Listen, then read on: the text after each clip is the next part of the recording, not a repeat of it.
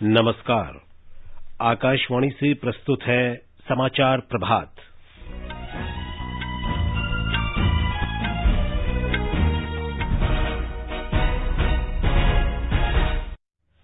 देश में कोविड से ठीक होने की दर 96.59% हुई।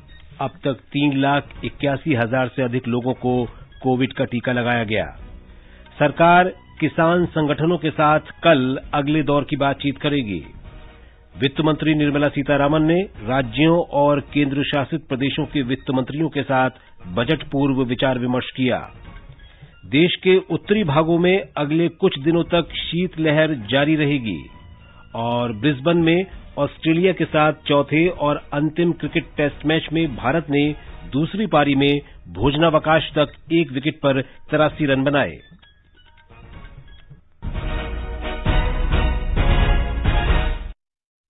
समाचार प्रभात में देवेंद्र त्रिपाठी के साथ मैं विशाल शर्मा। कोविड महामारी के खिलाफ देश एकजुट होकर लड़ रहा है। आप भी हमारे साथ सुरक्षा और बचाव के 3 आसान एहतियाती उपायों का संकल्प लें। मास्क पहनें, 2 गज दूरी है जरूरी, सुरक्षित दूरी बनाए रखें, हाथ और मुंह साफ रखें। अब समाचार विस्तार से।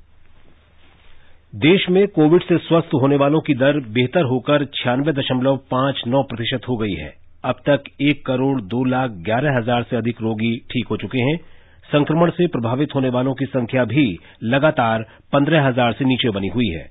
बीते एक दिन में 13,788 नए मरीज सामने आए और इस दौरान 14,400 लोग स्वस्थ हुए। ठीक होने वालों की संख्या मौजूदा मरीजों का 50 गुना से भी अधिक है। स्वास्थ्य मंत्रालय ने बताया है कि देश में कोविड से होने वाली मौतों की संख्या में भी काफी कमी आई है और ये अब 1.44% रह गई है। संक्रमण से कल 145 लोगों की मृत्यु हुई। पिछले एक दिन में देश में 5,48,000 से अधिक कोविड नमूनों की जांच की गई। अब तक 18,70,00,000 से अधिक जांच हो चुकी हैं। केंद्र सरकार और भारतीय आयुर्विज्ञान अनुसंधान परिषद ने देश में कोविड जांच की क्षमता को लगातार बढ़ाया है और अब ये प्रतिदिन 15 लाख जांच के स्तर पर पहुंच गई है। बिहार में कोविड से स्वस्थ होने की दर 98.08% पर पहुंच गई है। राज्य में अब तक 2,53,913 रोगी ठीक हो चुके हैं। कोविड के सक्रिय मामलों की संख्या निरंतर घट रही है। इस समय विभिन्न अस्पतालों में 3,509 रोगियों का इलाज चल रहा है। पिछले 24 घंटों के दौरान राज्य में 344 लोगों के स्वस्थ होने और 144 नए रोगियों की पुष्टि होने की खबर है। अब तक राज्य में 2 करोड़ के आसपास कोविड नमूनों की जांच की जा चुकी है। इस बीच कोविड टीकाकरण अभियान के अंतर्गत 32,867 लोगों को टीका लगाया जा चुका है। गुजरात में पिछले 24 घंटे के दौरान कोविड के 495 नए रोगियों की पुष्टि हुई है। हमारे संवाददाता ने बताया है कि राज्य के स्वास्थ्य विभाग के अनुसार स्वस्थ होने की दर 95.88% तक पहुंच गई है। गुजरात में कोविड-19 संक्रमण के अब तक 2,55,872 मामले सामने आ चुके हैं, जिसमें से 2,43,807 मरीज ठीक हो चुके हैं। कल 700 मरीजों के ठीक होने के साथ अस्पतालों से छुट्टी दी गई। संक्रमण के सबसे अधिक 101 नए मामले कल अहमदाबाद में दर्ज हुए, जबकि सूरत में 95 मामले सामने आए। राज्य में इस वक्त 6,193 सक्रिय मामले हैं, जिसमें से 54 मरीजों को वेंटिलेटर पर रखा गया है। इस बीच गुजरात में कोविन एप्लीकेशन में टेक्निकल समस्या के चलते लगातार दूसरे और तीसरे दिन एक भी व्यक्ति को टीका नहीं लगाया गया है। योगेश पंड्या, आकाशवाणी समाचार, अहमदाबाद। स्वास्थ्य मंत्रालय ने कहा है कि 25 राज्यों और केंद्र शासित प्रदेशों में कोविड-19 टीकाकरण के कुल 7,704 सत्र आयोजित किए गए हैं। टीकाकरण के तीसरे दिन कल 1,48,266 लोगों को टीका लगाया गया। नई दिल्ली में अपर स्वास्थ्य सचिव डॉक्टर मनोहन अगनानी ने कहा कि 3 दिन में कुल 3,81,305 लोगों को अब तक टीका लगाया जा चुका है। उन्होंने ये भी बताया कि इन 3 दिनों में कुल 580 एडवर्स इवेंट फॉलोइंग इम्यूनाइजेशन यानी AEFI मामले सामने आए हैं, जिनमें से 7 को अस्पताल में भर्ती कराना पड़ा है। महाराष्ट्र में कोविड-19 के खिलाफ वैक्सीन अभियान आज फिर शुरू होगा। मुख्यमंत्री उद्धव ठाकरे ने कल एक बैठक में कोविड-19 टीकाकरण अभियान की प्रगति की समीक्षा की और स्वास्थ्य कर्मियों से इस अभियान में भाग लेने की अपील की। हमारे संवाददाता ने बताया है कि आज से राज्य में सभी 285 टीकाकरण केंद्रों में अभियान शुरू होगा और इस महीने की 23 तारीख तक चलेगा। मुख्यमंत्री उद्धव ठाकरे ने कहा कि कोविन ऐप में कार्य और गतिमान होने के लिए कुछ जिला कलेक्टरों द्वारा सुझाव दिए गए हैं जो केंद्र को भेजे जाएंगे। उन्होंने कहा, टीका लेने के बाद टीका लेने वाले व्यक्तियों को उचित मार्गदर्शन दिया जाना चाहिए जो बुखार या जोड़ों के दर्द से पीड़ित है। इसके अलावा उन्होंने ये भी कहा कि गंभीर साइड इफेक्ट से पीड़ित टीका लेने वाले व्यक्तियों पर अधिक ध्यान रखा जाना चाहिए। उन्होंने आगे कहा कि वैक्सीन की 2 खुराक लेने के 14 दिनों के बाद एक व्यक्ति में प्रतिरक्षा विकसित होती है, इसलिए तब तक उस व्यक्ति को कोविड-19 प्रोटोकॉल का पालन करना चाहिए। स्वास्थ्य विभाग के प्रधान सचिव डॉक्टर प्रदीप व्यास ने कहा कि उनका विभाग एक दिन में 100 स्वास्थ्य कर्मचारियों का टीकाकरण करने का लक्ष्य रखता है। कुणाल शिंदे, आकाशवाणी समाचार, मुंबई। कर्नाटक में दक्षिण पश्चिम रेलवे ने कल से अपने स्वास्थ्य कर्मियों के लिए कोविड-19 टीकाकरण अभियान शुरू किया। हमारे संवाददाता ने बताया कि हुबली में सेंट्रल अस्पताल और मैसूरू में रेलवे अस्पताल में प्रतिदिन 100 स्वास्थ्य कर्मियों के टीकाकरण की योजना है। हुबली में लगभग 380 रेलवे और मैसूरू से 174 स्वास्थ्य कर्मियों ने टीकाकरण के लिए पंजीकरण किया है। सेंट्रल हॉस्पिटल हुबली की डॉक्टर प्रंजना बारापत्रे ने सबसे पहले कोविड का टीका लगवाया। अस्पताल के वरिष्ठ डॉक्टरों सहित स्वास्थ्य कर्मियों ने टीकाकरण पर अच्छी प्रतिक्रिया व्यक्त की है। टीकाकरण के पश्चात इस पर प्रतिकूल असर की निगरानी के लिए 30 मिनट परिसर में रखा गया। बेंगलुरु के रेलवे अस्पताल में भी आज से टीकाकरण किया जाएगा। बेंगलुरु में कुल 160 रेलवे स्वास्थ्य कर्मियों को टीका लगाया जाएगा। कर्नाटक में कोविड से स्वास्थ्य दर सुधरकर 97% से अधिक हो चुकी है। पिछले 24 घंटों के दौरान 435 नए कोविड मामले दर्ज किए गए, 973 रोगी स्वस्थ हुए और 9 लोगों की मौत हुई। इस समय राज्य के विभिन्न अस्पतालों में 8033 कोरोना रोगियों का उपचार चल रहा है। बेंगलुरु से आर मूर्ति की रिपोर्ट के साथ निखिल कुमार। छत्तीसगढ़ में 10,000 से अधिक स्वास्थ्य कर्मियों को कोविड का टीका लगाया गया है। हमारे संवाददाता ने बताया है कि टीके के कारण किसी भी तरह के बड़े नकारात्मक प्रभाव की पुष्टि नहीं हुई है। छत्तीसगढ़ में कल कोरोना टीकाकरण के दूसरे दिन 5,280 स्वास्थ्य कर्मियों ने कोविड वैक्सीन लगवाई। यह कोविड टीकाकरण राज्य के 97 वैक्सीनेशन केंद्रों पर किया गया। कोविड टीका लगवाने में सभी स्वास्थ्य कर्मी काफी उत्साह दिखा रहे हैं। इस बीच राज्य के स्वास्थ्य मंत्री टी.एस. सिंहदेव ने बस्तर के जिला अस्पताल जगदलपुर में कार्यरत उन स्टाफ से चर्चा की जिन्होंने 16 जनवरी को कोविड टीका लगवाया था। इन सभी स्वास्थ्य कर्मियों ने बताया कि टीका लगाने के बाद उन्हें कोई भी तकलीफ नहीं हुई है। टीकाकरण के दौरान कर्मचारियों में किसी तरह की चिंता या डर भी नहीं देखा गया। जिला अस्पताल जगदलपुर के मुख्य अधीक्षक ने स्वास्थ्य मंत्री को बताया कि अस्पताल में अब तक टीकाकरण के एडवर्स रिएक्शन का एक भी प्रकरण सामने नहीं आया है और टीका लगाने के बाद सभी स्टाफ सामान्य तौर पर अपनी ड्यूटी कर रहे हैं। विकल्प शुक्ला, आकाशवाणी समाचार, रायपुर। झारखंड में कोविड टीकाकरण अभियान के अंतर्गत 6,000 से अधिक स्वास्थ्य कर्मियों को टीका लगाया गया है। ये अभियान आज भी जारी रहेगा। ब्यौरा हमारी संवाददाता से। राज्य में सबसे बड़े कोविड टीकाकरण अभियान के दूसरे दिन Rajendra institute of medical sciences के निदेशक सहित 49 विभिन्न कोविड टीकाकरण केंद्रों पर 2,964 स्वास्थ्य कार्यकर्ताओं का टीकाकरण किया जा चुका है। राज्य सरकार ने कल तक स्वास्थ्य कार्यकर्ताओं का टीकाकरण करने के लक्ष्य का 61.93% हासिल कर लिया है। राज्य के स्वास्थ्य सचिव डॉक्टर नितिन मदन कुलकर्णी ने आकाशवाणी से बातचीत में बताया कि राज्य में टीकाकरण के बाद किसी भी स्वास्थ्य कार्यकर्ता की किसी भी समस्या से पीड़ित होने की रिपोर्ट दर्ज नहीं की गई है। टीकाकरण अभियान सुचारू रूप से चलाया जा रहा है और टीकाकरण के बाद लोग अपने सामान्य दिनचर्या पर लौट चुके हैं। वहीं दूसरी तरफ मुख्यमंत्री हेमंत सोरेन ने भी कल शाम केंद्रीय गृह मंत्री अमित शाह से शिष्टाचार मुलाकात कर उन्हें राज्य में चल रहे कोविड टीकाकरण अभियान के बारे में अवगत कराया। आकाशवाणी समाचार के लिए रांची से शिल्पी। मेघालय में अब तक कुल 530 स्वास्थ्य कर्मियों को कोविड-19 का टीका लगाया गया है। स्वास्थ्य विभाग के अधिकारियों ने इसकी जानकारी देते हुए कहा कि राज्य के किसी भी हिस्से में टीके के दुष्प्रभाव की खबर नहीं आई है। उन्होंने ये भी बताया कि आज से सभी जिलों में टीकाकरण का अगला दौर शुरू होगा। राज्य में 16 जनवरी को देश के बाकी हिस्सों के साथ टीकाकरण आरंभ हुआ था, जिसमें स्वास्थ्य कर्मियों को कोविशील्ड टीका दिया गया। नागालैंड में सभी जिलों में कल डॉक्टरों, नर्सों और सहायक कर्मचारियों समेत 897 स्वास्थ्य कर्मचारियों को कोविशील्ड का टीका लगाया गया। निजी अस्पतालों सहित 22 स्थानों पर टीकाकरण आयोजित किया गया। राज्य में अब तक 1,458 स्वास्थ्य कर्मियों को टीका लगाया गया है। नागालैंड की राज्य टीकाकरण अधिकारी डॉक्टर रितु थुर ने कहा कि सार्वजनिक और निजी दोनों क्षेत्र तरह के स्वास्थ्य कर्मियों को उत्साहजनक माहौल में सुरक्षित रूप से टीके लगाए गए। अखिल भारतीय आयुर्विज्ञान संस्थान एम्स के मेडिसिन विभाग के प्रोफेसर डॉक्टर पीयूष रंजन ने आकाशवाणी से बातचीत में कहा कि कोविड-19 का टीका लेने के बाद भी लोगों को मास्क पहनना, सुरक्षित दूरी बनाए रखना और व्यक्तिगत स्वच्छता जैसी सुरक्षात्मक सावधानियां बरतनी चाहिए। कोई भी वैक्सीन हमें अतिरिक्त सुरक्षा कवच प्रदान करता है, लेकिन अतिरिक्त सुरक्षा कवच होने का यह मतलब नहीं है कि जो आपको इस बीमारी से बचने के लिए और खुद की इम्यूनिटी को बढ़ाने के लिए जो कोई भी आपके दूसरे तरीके हैं, उनके अनुपालन में किसी भी तरह की कोई कोताही बरतनी है। इंजेक्शन लेने के 6 हफ्ते तक आपको उतनी ही रिलीजियसली और रिगरसली बाकी प्रोटेक्टिव मेजर्स जैसा कि मास्क पहनना, सोशल डिस्टेंसिंग रखना और पर्सनल हाइजीन का ध्यान रखना, इसे आपको नियमित तौर पर उसी तरह से अनुपालन करते रहना है। प्रधानमंत्री नरेंद्र मोदी ने श्रीलंका के राष्ट्रपति गोताबाया राजपक्ष को आश्वासन दिया है कि भारत कोविड-19 महामारी के साथ सामूहिक रूप से लड़ने में पड़ोसी देशों को प्राथमिकता देने की नीति जारी रखेगा। श्री मोदी इस महीने की 16 तारीख को भारत में कोविड-19 के खिलाफ दुनिया के सबसे बड़े टीकाकरण अभियान की शुरूआत पर पड़ोसी देशों से आए शुभकामना संदेशों का जवाब दे रहे थे।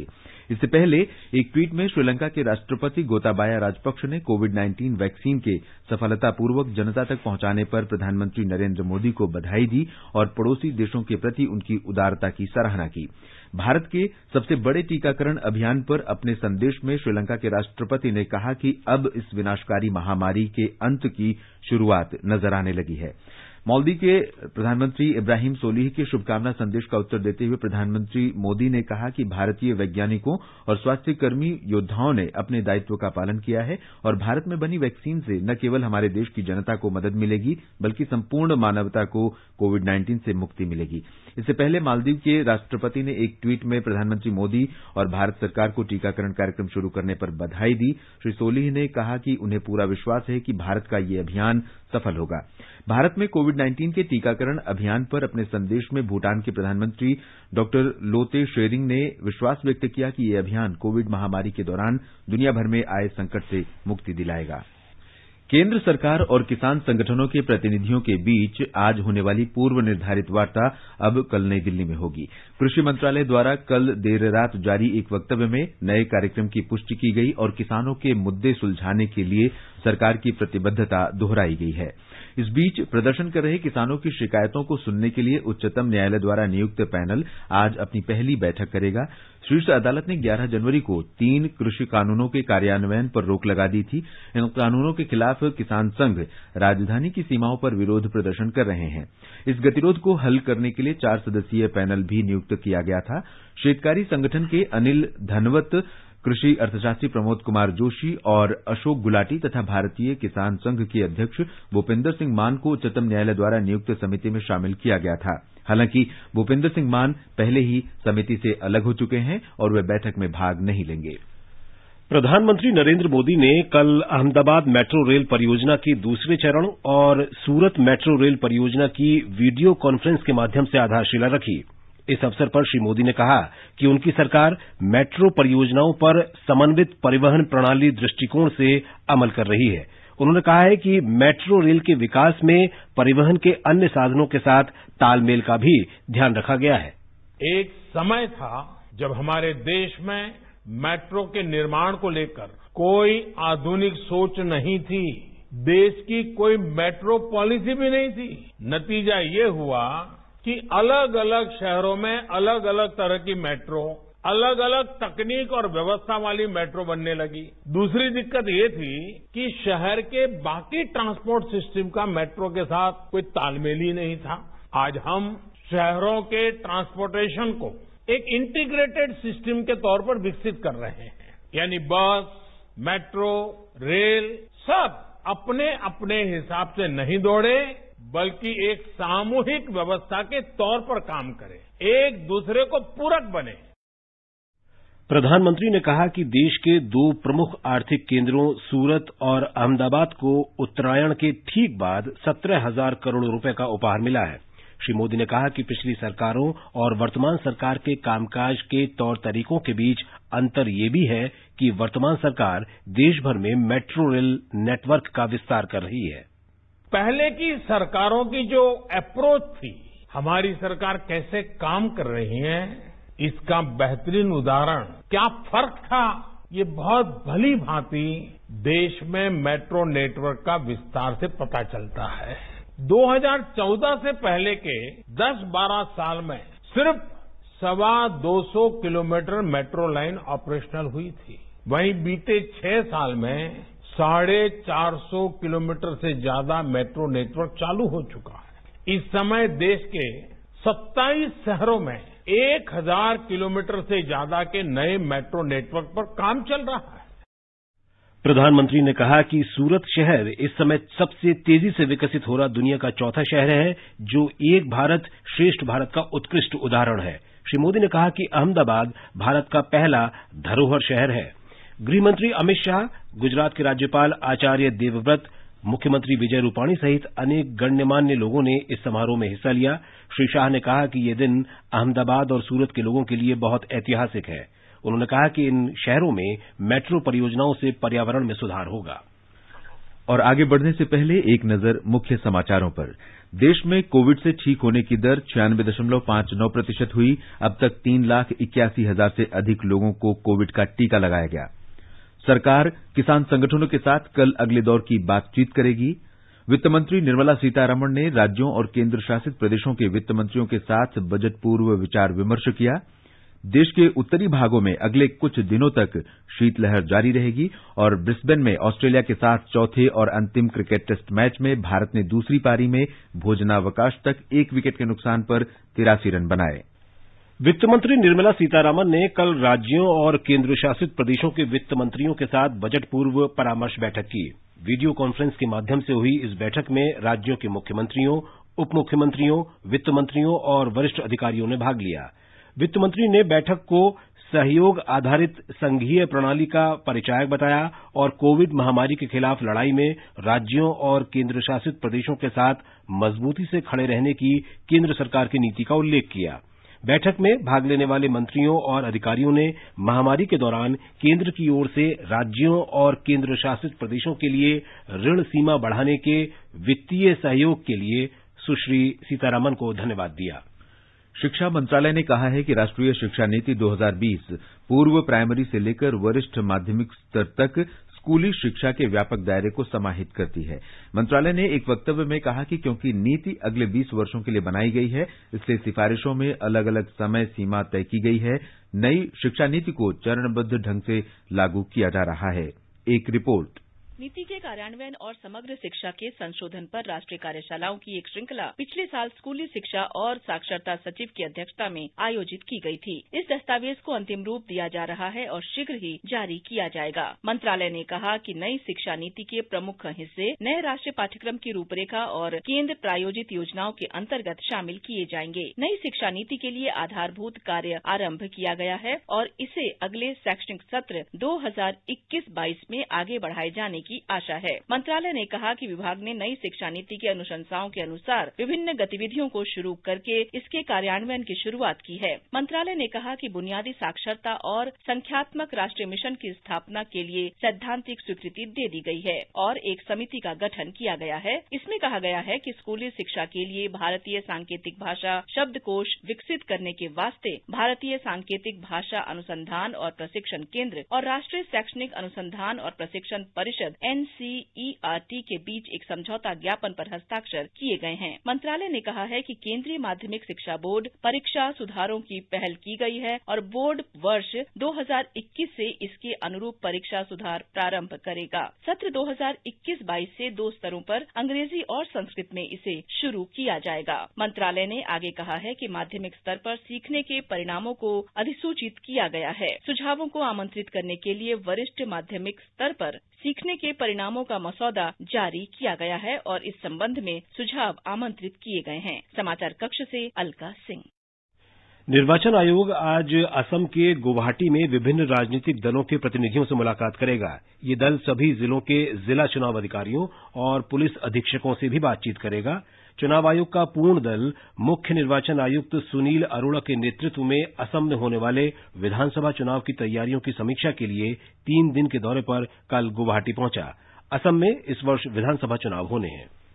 विदेश राज्य मंत्री वी मुरलीधरन आज से 3 दिन की यात्रा पर संयुक्त अरब अमारात जाएंगे। इस दौरान वे वहां के गणमान्य व्यक्तियों के अलावा भारतीय समुदाय के लोगों से मुलाकात करेंगे। श्री मुरलीधरन अमारात के साथ विभिन्न द्विपक्षीय और आपसी हित के अंतर्राष्ट्रीय मुद्दों पर बातचीत करेंगे। वे इस दौरान भारतीय समुदाय, विशेषकर भारतीय श्रमिकों के कल्याण से जुड़े मुद्दों पर चर्चा करेंगे। केंद्रीय गृह मंत्री अमित शाह शिलांग में 23 जनवरी को होने वाले पूर्वोत्तर परिषद की पूर्ण बैठक की अध्यक्षता करेंगे। गृह मंत्री पूर्वोत्तर परिषद के अध्यक्ष हैं। श्री शाह के दौरे से पहले मुख्यमंत्री कोनरड के संगमा द्वारा मेघालय जनतांत्रिक गठबंधन समन्वय समिति या राज्य मंत्रिमंडल की बैठक बुलाए जाने की संभावना है। प्रधानमंत्री नरेंद्र मोदी को सर्वसम्मति से श्री सोमनाथ मंदिर न्यास का अगला अध्यक्ष चुना गया है। ये न्यास गुजरात के गिर सोमनाथ जिले के प्रभास पाटन नगर में स्थित विश्व प्रसिद्ध सोमनाथ मंदिर का प्रबंधन करता है। श्री मोदी को श्री सोमनाथ न्यास की वर्चुअल माध्यम से हुई बैठक में अध्यक्ष पद के लिए चुना गया। प्रधानमंत्री भी इस बैठक में मौजूद थे। बैठक में न्यासियों ने न्यास के पूर्व अध्यक्ष दिवंगत केशुभाई पटेल को श्रद्धांजलि अर्पित की। बैठक में सुविधाओं, वर्तमान गतिविधियों और परियोजनाओं की भी समीक्षा की गई।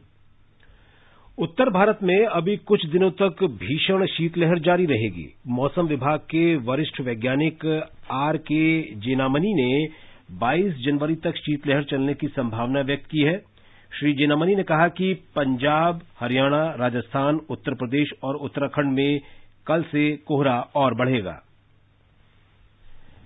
और अब एक नजर आज के मौसम के पूर्वानुमान पर। राष्ट्रीय राजधानी दिल्ली में आज कोहरा छाया रहा। तापमान 8 डिग्री से 21 डिग्री सेल्सियस के बीच रहने का अनुमान है। मुंबई में आसमान साफ रहेगा। न्यूनतम तापमान 20 डिग्री सेल्सियस दर्ज किया गया, जबकि अधिकतम तापमान 30 डिग्री सेल्सियस रहने की संभावना है। चेन्नई में कोहरा और धुंध छाई रही। बाद में आसमान आंशिक रूप से साफ रहने की संभावना है। तापमान 21 से 30 डिग्री सेल्सियस के बीच रहेगा। कोलकाता में आज सुबह कोहरा छाया रहा। दिन में आंशिक रूप से आसमान साफ रहेगा। न्यूनतम तापमान 17 डिग्री सेल्सियस दर्ज किया गया और अधिकतम तापमान 26 डिग्री सेल्सियस रहने के आसार हैं। श्रीनगर में सुबह कोहरा छाया रहा। तापमान 0 से 7 डिग्री नीचे और 9 डिग्री सेल्सियस के बीच रहेगा। जम्मू में भी कोहरा छाया रहा, जबकि दिन में आसमान साफ रहने की संभावना है। न्यूनतम तापमान 8 डिग्री सेल्सियस रहा, जबकि अधिकतम तापमान 17 डिग्री सेल्सियस रहने का अनुमान है। गिलगित में आंशिक रूप से बादल छाए रहेंगे। तापमान 0 से 6 डिग्री सेल्सियस नीचे और 11 डिग्री सेल्सियस के बीच रहने का अनुमान है। मुजफ्फराबाद में आसमान साफ रहेगा। तापमान 4 और 21 डिग्री सेल्सियस के बीच रह सकता है। समाचार कक्ष से मोहम्मद जुबैर। ब्रिस्बेन में भारत ने चौथे और अंतिम क्रिकेट टेस्ट मैच की दूसरी पारी में 1 विकेट पर 95 रन बना लिए हैं। ऑस्ट्रेलिया ने भारत के सामने 328 रनों का लक्ष्य रखा है। इससे पहले ऑस्ट्रेलिया की टीम अपनी दूसरी पारी में 294 रन बनाकर आउट हो गई थी। 4 मैचों की यह श्रृंखला 1-1 की बराबरी पर है।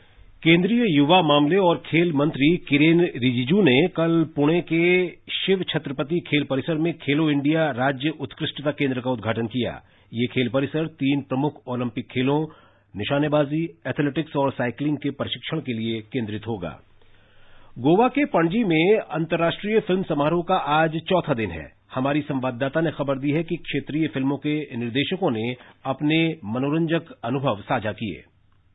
अपनी 37 मिनट की मलयालम गैर फीचर फिल्म ओरू पाथिरा स्वप्नम पोल के बारे में बात करते हुए शरण वेणुगोपाल ने कहा कि यह परिभाषित करना बहुत कठिन है कि किसी की व्यक्तिगत सीमाएं कहां समाप्त होती हैं। उन्होंने कहा कि यह फिल्म इसके अलग आयाम तय करती है। तेलुगु फिल्म गाथम के अभिनेता और निर्माता भार्गव पोलुदास ने भी फिल्म के बारे में अपने अनुभव साझा किए। इस फिल्म को भारतीय पैनोरमा फीचर फिल्म्स के तहत चुना गया है। महामारी के कारण बाधाओं और प्रतिबंधों के बावजूद पणजी में इफ्फी महोत्सव स्थलों पर उत्साह देखा जा सकता है। आज 180 degree rule, still alive, sincerely yours Dhaka जैसी फिल्मों का प्रदर्शन किया जाएगा। वाजिद खान, स्टीफन डेल्ट्री और एसपी बालासुब्रमण्यम को उनकी फिल्मों की स्क्रीनिंग के जरिए श्रद्धांजलि अर्पित की जाएगी। पणजी गोवा से तुषार जाधव और मुकेश थली की रिपोर्ट के साथ समाचार कक्ष से विजयलक्ष्मी कासोटिया।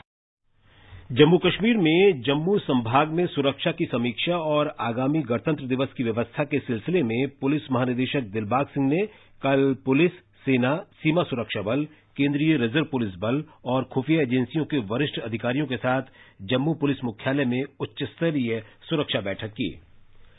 अमेरिका में राष्ट्रपति पद के लिए निर्वाचित जो बाइडेन के सत्ता संभालने के कार्यक्रम के पहले वहां कैपिटल हिल के पास एक पुल के नीचे आग लगने से अस्थायी तौर पर लॉकडाउन लगा दिया गया। अमेरिका में 20 जनवरी को जो बाइडेन के शपथ ग्रहण समारोह से पहले कैपिटल हिल और आसपास के इलाके छावनी में तब्दील कर दिए गए हैं।